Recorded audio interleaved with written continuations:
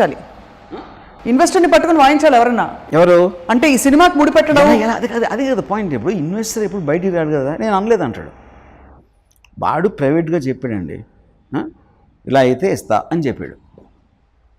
అప్పుడు ఇప్పుడు see taking law into the hands అనేది ఎవరన్నా చేస్తారు, అది పాయింట్ కాదు. But it can't happen, it doesn't happen like that. ఇప్పుడు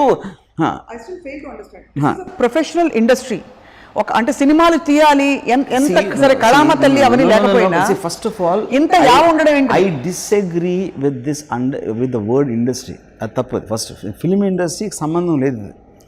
anywhere there is an opportunity to exploit human nature does it. అది corporate కంపెనీస్లో అవ్వచ్చు, ఫిల్మ్ ఇండస్ట్రీ అవ్వచ్చు. బట్ ఇక్కడ విరిగా అవుతుందన్నమాట. ఇక్కడ ఎందుకు అవుతుందంటే చెప్తాను. The very fact a girl is coming out and saying I want to be heroine, already them in their mindset she will be willing to do that అని మనసులో ఇది పడిపోతుంది. అది అసలు ఆ స్టాండర్డ్ ఎక్కడి నుంచి వచ్చిందంటే ఇది ఆ ప్రమాణం, ఆ స్టాండర్డ్ ఏదైతే I think it's come from very early times. ఎందుకంటే ఎర్లీ టైమ్స్ ఎక్కడి నుంచి వచ్చిందంటే, నేను ఫస్ట్ టైం నేను ఇండస్ట్రీలో జాయిన్ అయినప్పుడు శివాకి టైంలో all my friends use to believe that all actresses sleep for money. అదొక స్టాండర్డ్ బిలీఫ్ వాళ్ళకి.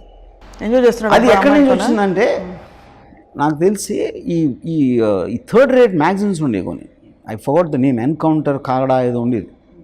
All the people use to read that, the gossip magazine, and that use to constantly write about all heroines sleep for money. అది అప్పుడు ఏమవుతుందంటే, mind సెట్లోనే ఒక ప్రాస్టిట్యూట్కి ఒక cinema తెర మీద కనిపించే ఒక అమ్మాయికి ఫండమెంటల్ డిఫరెన్స్ లేదు. But that's very different. ఏం కాదు, అది ఎక్కడి నుంచి వస్తుంది? మామూలు ఆడదంటే గృహిణి, ఇంట్లో ఉంటుంది, వంట చేస్తుంది, పిల్లలకి అన్నం పెడుతుంది, భర్త వెనకాల నడుస్తుంది. సినిమా తెర మీదకి వచ్చేసి సెక్సీ బట్టలు వేసుకుని డాన్సులు చేసేసి మగవాళ్ళు అందరూ చూసేటట్టు చేస్తుంది అంటే, వాళ్ళ మైండ్లో there is no fundamental difference between that and a bar dancer. వాళ్ళకి అందులో మీరు పాత్ర ఉండొచ్చు, పర్ఫార్మెన్స్ ఉండొచ్చు, okay, but eventually everybody loves heroines for their beauty. Nobody cares about performances. Mass audience అని చెప్పేది అదే థింగ్ కంటిన్యూ అవుతుంది.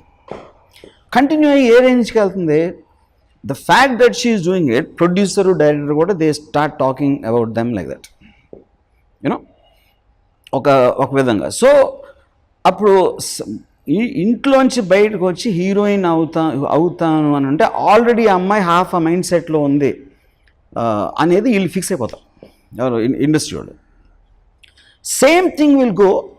ఇప్పుడు కార్పొరేట్ కంపెనీస్కి దీనికి డిఫరెన్స్ ఏంటంటే, corporate companies they are coming normal డ్రెస్లో, ఆ సారీలు ఉన్న దేంట్లో దాంట్లో వస్తారు. అంటే వాళ్ళకున్న అవసరం, వాళ్ళకున్న వర్క్ కల్చరు, ట్రెడిషన్ అది. సినిమా ఇండస్ట్రీలో if a girl is coming to meet a director, she will come in a very sexy clothes because it's a visual medium.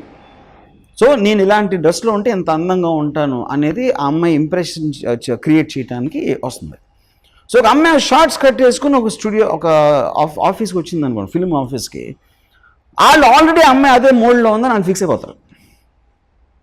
Which won't happen in a corporate company, which won't happen probably in any other thing. But exploitation of the girl will be the same. But as long as she is a girl. But పూర్వకాలం